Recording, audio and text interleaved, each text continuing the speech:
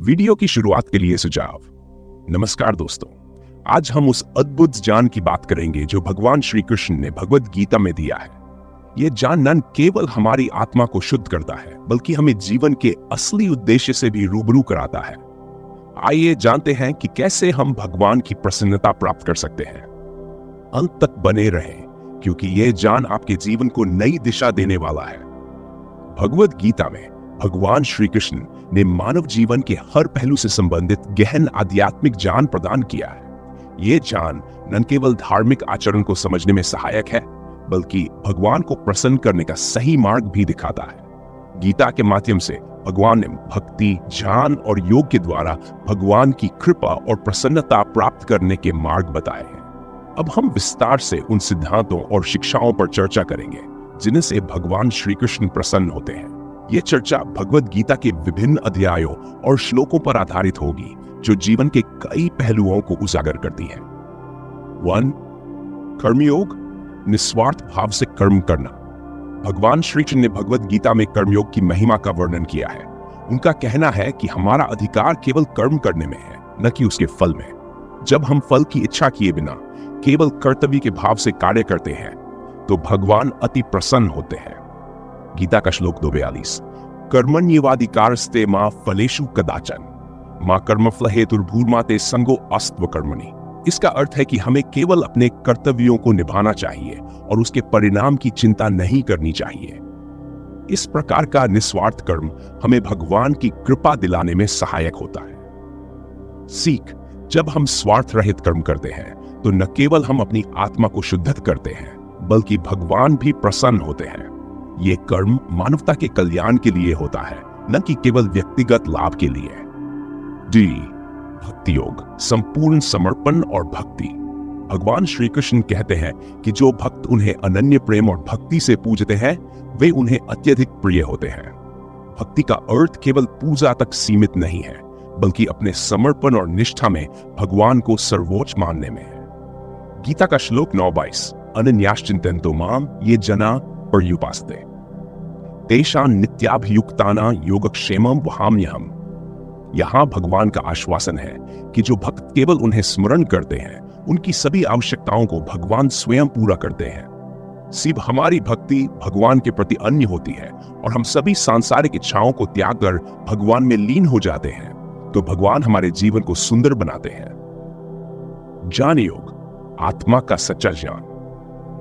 भगवान श्री कृष्ण ज्ञान को परम पवित्र मानते हैं और बताते हैं कि सच्चा ज्ञान आत्मा की पहचान और संसार की वास्तविकता को समझने से प्राप्त होता है। गीता का श्लोक 4:38, न हि ज्ञानेन सदृशं पवित्रमिह विद्यते तत्स्वयं योग संसिद्धा कालेनात्मनि विन्दति। यानी इस संसार में ज्ञान से बढ़कर कोई पवित्र वस्तु नहीं है। जब व्यक्ति सच्चे ज्ञान को प्राप्त कर लेता है तब वह भगवान के समीप पहुंच जाता है। आत्मा के सत्य को जानकर हम भगवान के निकट आ सकते हैं और संसार की मोह माया से मुक्त हो सकते हैं। 100. ध्यान योग, मन की शांति और भगवान का ध्यान। ध्यान योग के द्वारा भगवान की प्रसन्नता प्राप्त की जा सकती है। मन को शांत करके जब हम भगवान का ध्यान करते हैं तब हमारी आत्मा को शांति मिलती है। गीता का श्लोक 6:10, योगी युंजीत सततमात्मान रहसि स्थितौ एकाकी यच्चित्तात्मा निराशीर परिग्रह। ध्यान का अभ्यास हमें भगवान की दिव्य उपस्थिति का अनुभव कराता है और हमें भगवान की कृपा प्राप्त होती है। ध्यान हमें आत्मा से जोड़ता है और मन को स्थिर करता है जिससे भगवान की कृपा प्राप्त होती है। 5. सभी प्राणियों में भगवान का दर्शन। भगवान ने यह भी बताया कि हमें सभी प्राणियों में भगवान का दर्शन करना चाहिए। जब हम सभी में भगवान को देखते हैं और उनके साथ प्रेम, दया और समानता का व्यवहार करते हैं तो भगवान प्रसन्न होते हैं। गीता का श्लोक 30, सर्वभूतस्थमात्मानं सर्वभूतानि चात्मनि ईक्षते योगयुक्तात्मा सर्वत्र समदर्शन। सभी प्राणियों को समान भाव से देखने से भगवान प्रसन्न होते हैं क्योंकि यह अहंकार और स्वार्थ से मुक्ति का प्रतीक है। 6. अहंकार का त्याग और विनम्रता।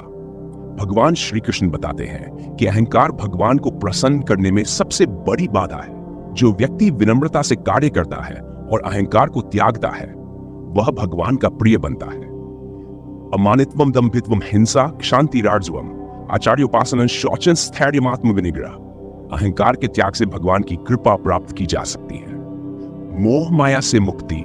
संसार की मोह माया भगवान को प्रसन्न करने में बाधक है।